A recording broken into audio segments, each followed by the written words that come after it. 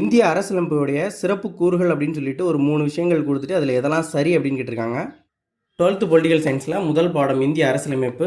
அதில் இந்திய அரசியலமைப்பின் சிறப்பு இயல்புகள் அப்படின்னு கொடுத்துருப்பாங்க. முதல்ல என்ன கொடுத்துருக்காங்க, நீளமாக எழுதப்பட்ட அரசமைப்பு அப்படின்னு கொடுத்துருப்பாங்க. நீளமாக எழுதப்பட்ட அரசமைப்பு தான் முதல் முக்கியமானது, அது சரிதான். அடுத்து ஒற்றை குடியுரிமைன்னு கொடுத்துருப்பாங்க. ஒற்றை குடியுரிமை அப்படிங்கிறதும் சரிதான்.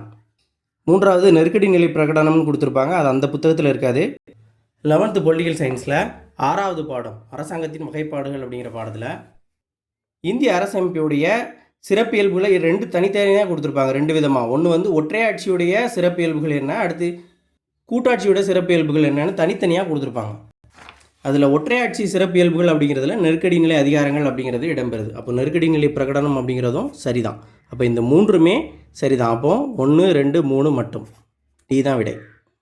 அப்போ அரசியலமைப்புடைய சிறப்பு கூறுகள் தெரிஞ்சுக்கிறதும் முக்கியம். அதுக்கப்புறம் இன்னும் டெப்த்தாக தெரிஞ்சுக்கணும்னா அது ஒற்றையாட்சியுடைய சிறப்பியல்புகள் என்ன, கூட்டாட்சியோட சிறப்பியல்புகள் அப்படிங்கிறது என்ன அப்படிங்கிறத தெரிஞ்சுக்கணும். இப்போ இந்த 2மே என்னது அப்படின்னா, இந்த 2மே வந்து ஒற்றையாட்சியுடைய சிறப்பியல்புகள், இது வந்து கூட்டாட்சியுடைய சிறப்பியல்புகள். இது 2025 நவம்பர் மாதம் நடந்த கம்பைன்ட் டெக்னிக்கல் சர்வீஸ் எக்ஸாமினேஷனில் கேட்ட கொஸ்டின். சிலபஸில் 4வது பகுதி இந்திய ஆட்சி அல்லது இந்திய அரசியலமைப்பு அப்படிங்கிற தலைப்பின் கீழே இந்த கேள்விகள் கேட்பாங்க.